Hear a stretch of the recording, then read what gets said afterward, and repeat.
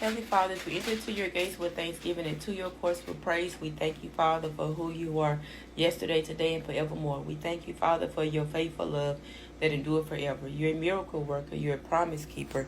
You are God and God alone, and you're worthy of all praise and all honor. We thank you, Heavenly Father, for your power. We thank you, God, for the power of Jesus. We thank you for the power of the Holy Spirit. And we are thankful that there is power in the name of Jesus. Lord be to God, Lord. We thank you, Father God, that that same power is strong enough, Lord, to cast spirits of infirmities that have attached itself to us, strongholds that have attached itself to us, Lord. And we send those strongholds to the pits of hell where they belong, whether it's lust, whether it's unforgiveness, anger, resentment, anxiety, Lord.